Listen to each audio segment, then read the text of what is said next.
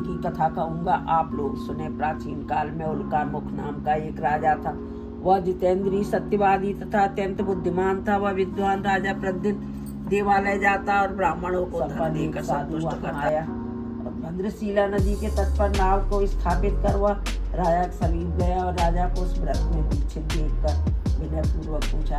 साधु ने कहा, राजन, आप भक्तियुक्त चित्त से यह क्या कर रहे हैं? कृपया ऐसा मुझे बताइए, इस समय मैं सुनना चाहता हूँ।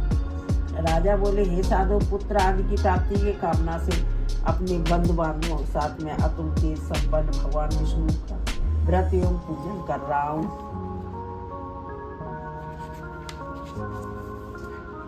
राजा की बात सुनकर साधु ने आदर पूर्वक कहा, राजन, इस विषय में आप मुझे सब कुछ विस्तार से बतलाइए। आपके कथनानुसार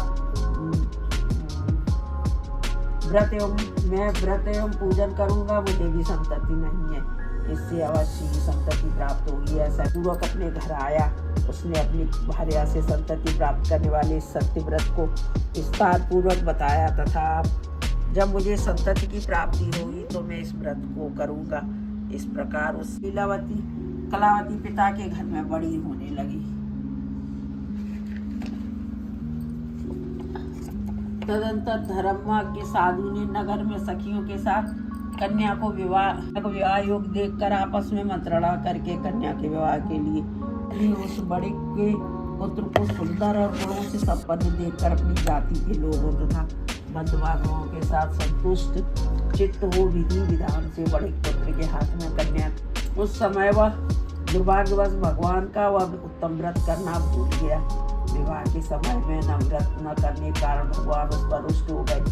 उस समय के पश्चात अपने व्यापार कर्म में कुशल वह साधु बड़े काल की प्रेरणा से अपने दामाद के साथ व्यापार के लिए समुद्र के समीप स्थित रत्नसारपुर नामक सुंदर नगर में गया और अपने श्री संपन्न दामाद के साथ वहाँ व्यापार करने लगा।